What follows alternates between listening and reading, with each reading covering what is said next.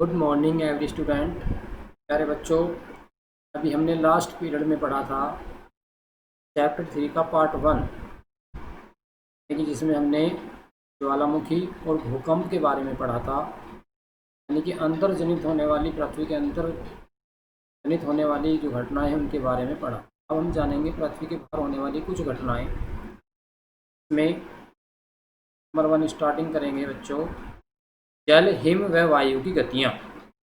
पृथ्वी की सतह अपक्षय या अपर्दन के कारण परिवर्तित होती रहती है। आपने साइंस में भी पढ़ा होगा कि अपक्षय या अपर्दन क्या होता है। आपने देखा बच्चों कि जो हमारी पृथ्वी है, कि जो ऊपरी परत है और महीन जो कण है बच्चों, वो कभी कभी विभिन्न कारणों से, जैसे जल के द्वारा या वायु के द्वारा, एक स्थान से दूसरे स्थान पर चले जाते हैं।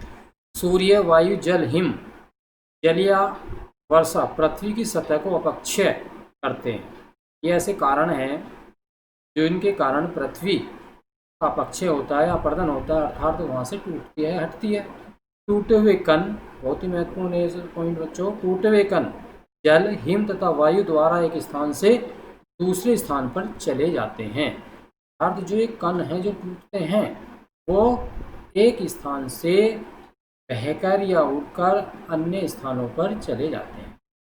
नदियों का जल अवसाद यानी कि तलछट को अपने साथ ले जाता है। अर्थात नदियों में भी छोटे छोटे कण बच्चों एक स्थान से दूसरे स्थान पर चले जाते हैं। वहाँ से बहकर वो कहाँ जाते हैं? मैदानों में एकत्र हो जाते हैं। अर्थात वहाँ से निकलकर धीरे धीरे धीरे धीरे वो मैदान का निर्माण करते हैं। हिम नदी में हिम की गति चट्टानों व टूटे हुए पत्थरों को दूर धकेलकर स्थान को खोखला या खाली कर देती है। यह खाली स्थान पिघली हिम अथवा जल से भर जाते हैं और इस प्रकार झीलों का निर्माण होता है।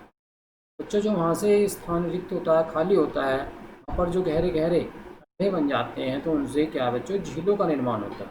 परिस्थितियों में आप बहती हुई वायु में धूल के कण को देख सकते हैं। धूल भरी आंधी में चट्टानों के टूटे हुए कण तथा वायु द्वारा एक स्थान से दूसरे स्थान पर ले जाए जाते हैं।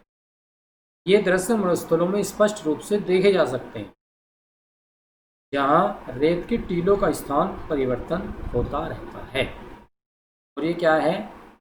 जो मरुस्थलीय स्थान है, जहाँ पर रेत ही रेत है, वहाँ पर क्या होता है बच्चों, एक स्थान से दूसरे स्थान पर वो रेत उठता है और टीलों के रूप में परिवर्तित हो जाता है। भूसंरचनाएं पृथ्वी के भीतर होने वाली विभिन्न गतियाँ विभिन्न भूसंरचनाओं का परिणाम होती हैं। ये गतियाँ बहुत ही मंद होती हैं। ये दो प्रकार की होती हैं, लंबवत गति व क्षैतिज गति। नंबर 1, लंबवत गति में पृथ्वी के भूपटल के कुछ भागों पर उभार या धसाव आ जाता है। तो लंबवत गति के कारण क्या होता है? पृथ्वी पर कुछ स्थानों पर ऊंचे ऊंचे उभार आ जाते हैं या धसाव बन जाते हैं नीचे की तरफ। उभार वाले स्थानों पर पठार, जो ऊंचा टीलों सा बन जाता है, तो उस पर क्या होता है बच्चों, पठार बन जाते हैं। और महानदियों तथा धसाव वाले स्थानों पर घाटियों का निर्माण होता है। जो ऊपर उठ जाते हैं वहाँ पर पठार, जो नीचे की पर हो जाता है। यही कारण है कि इसे महाद्वीप निर्माणक गति भी कहते हैं। यह गति बड़े पैमाने पर उभार और धसाव का कारण होती है। इसके बाद है क्षैतिज गति। विवर्तनिक प्लेटों के एक स्थान से दूसरे स्थान या दूसरे के विरुद्ध संपीड़ित होने के परिणाम स्वरूप वलन बनते हैं और विवर्तनिक प्लेटों के तनाव की स्थिति के परिणाम स्वरूप भ्रंश बनते हैं। प्लेटें जब एक दूसरे के विरुद्ध कार्य करती हैं, संपीड़ित होती हैं, तो उसके परिणाम स्वरूप बच्चों वलन बनता है और उसके प्लेटों के तनाव के परिणाम स्वरूप भ्रंश बनते हैं। अब वलन क्या है विस्तार से जानेंगे। वलन दो प्लेटों के आपस में टकराने से वलन बनते हैं। वलन कैसे बनते हैं? जब पृथ्वी की दो परतें, जो प्लेटें टकराती हैं, तो उनसे वलन का निर्माण होता है। चित्र के माध्यम से भी आप देख सकते हैं, भ्रंश भी देख सकते हैं चित्र के माध्यम से। इस प्रक्रिया में चट्टानें अधिकांशतः मुड़कर टूट जाती हैं। यह टकराव ऊपरी वलन, जिसे अपनति कहते हैं, और निचले वलन, जिसे अभिनति कहते हैं, का कारण होता है कि अपनति के परिणाम स्वरूप पर्वतों का निर्माण होता है। जैसे भारत में हिमालय तथा अमेरिका में एंडीज, जबकि अभिनति के परिणाम स्वरूप घाटियों का निर्माण भी होता है। भारत में कौन सा पर्वत? हिमालय, और अमेरिका में एंडीज पर्वत भी इसका मान का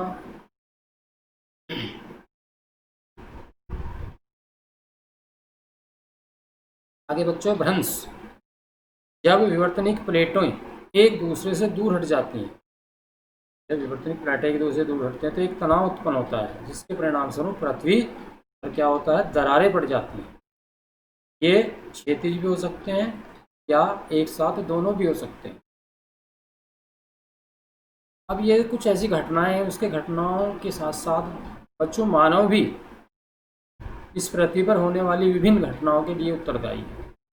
जानेंगे भू संरचना एवं मानव के क्रियाकलाप। इसके अंतर्गत क्या है? विभिन्न प्रकार की पृथ्वी की गतियों के अलावा मानव भी एक बड़े स्तर पर भू संरचनाओं में परिवर्तन करता है, जैसे वृक्षों को काटना, सड़कें, इमारतें, बांधों तथा नहरों का निर्माण करना, खाने खोदना तथा निर्माण के लिए विस्फोट या युद्ध आदि मानव के कुछ क्रियाकलाप हैं। मानव क्या है? अपनी आवश्यकताओं को पूरा करने के लिए इस प्रकृति से छेड़छाड़ करता है या अपनी उस जो बुद्धि है उसका अधिक उपयोग करते हुए कुछ नया करना चाहता है, परिवर्तन करना चाहता है। जैसे वृक्षों को काटता है, फर्नीचर में काम मिलाता है।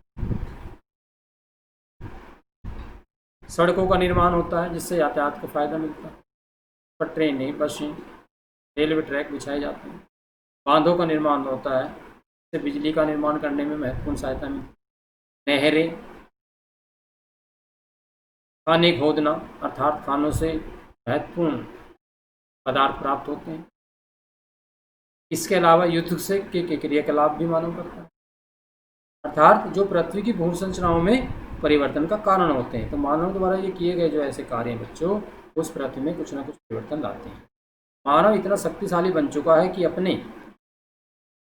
उसने अपने कार्यों द्वारा पारिस्थितिक संतुलन को काफ़ी हानि पहुंचाई है, अर्थात इस पर्यावरण को प्रदूषित किया है। बहुत सी मानव क्रियाएं परस्पर पर्यावरण की अपूर्णीय हानि का कारण है। समय आ चुका है कि हम इस पर्यावरण के प्रति जागरूक हों तथा पृथ्वी में ऐसे परिवर्तनों को बचाएं। तो हम सबकी बच्चों जिम्मेवारी बनती है कि हम अपने प्राकृतिक संसाधनों का सदुपयोग करें, उनका दुरुपयोग ना करें और सभी लोगों में जागरूकता लाने का प्रयास करें। तो ये बच्चों चैप्टर कंप्लीट हो चुका है। मैं समझता हूँ कि आपको इसकी अच्छे से जानकारी प्राप्त हो गई होगी। आप इसको अच्छे से लर्न करेंगे। धन्यवाद।